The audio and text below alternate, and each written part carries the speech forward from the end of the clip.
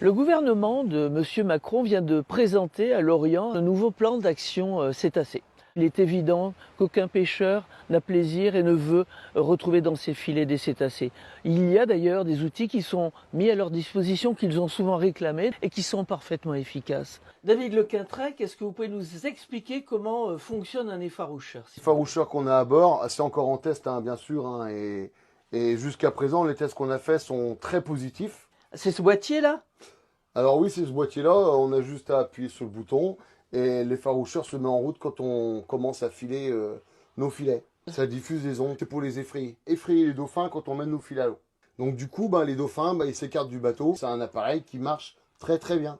Très très bien. On est en période de test. Donc tous les jours, quand je vais en mer, je note. Je le mets en route, oui. Le jour avant, non. Je vais pêcher la sole. Je reviens mon matériel à 8 heures. Donc voilà, le premier dauphin de l'année que j'ai pêché. J'avais pas mon appareil en route. Nous, les marins pêcheurs, on veut jouer la transparence. On est transparent. Et nous, si on peut apporter quelque chose pour pêcher moins de dauphins, on va dans cette optique-là. Et bien sûr, ça fait plaisir à personne.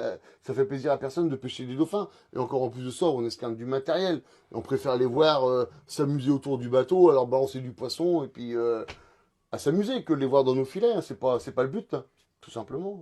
Il faut savoir déjà que la Commission européenne impose énormément de normes restrictives, sous prétexte souvent d'ailleurs de numérisation, de surveillance et de flicage de nos marins pêcheurs.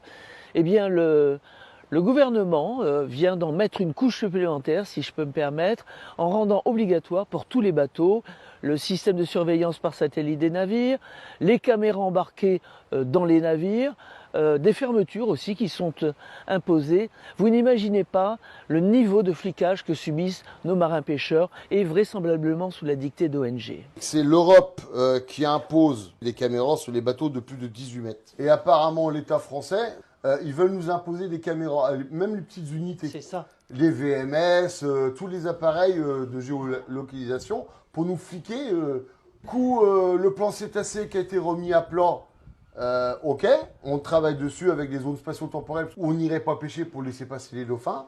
Et entre-temps, l'État, derrière notre dos, nous met un coup de couteau. Comme quoi, on ne peut plus avoir confiance, même en l'État français. L'État français est en train de nous tuer. C'est qu'un objectif, c'est faire diminuer la flottille de pêche française pour faire place aux champs éoliens, aux parcs éoliens, Oui. et privilégier les gros industriels également.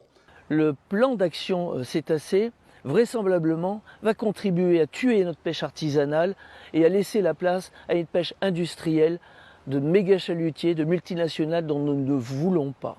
S'ils veulent vraiment nous imposer ça, alors qu'ils ont eu un autre discours devant nous, là, tous les bateaux vont être de retour à quai. Mais là, ce ne sera pas aller faire des zinzins sur les ronds-points comme on a fait, on ira directement à Paris. Hein. Voilà, nos pêcheurs sont particulièrement en colère et on les comprend.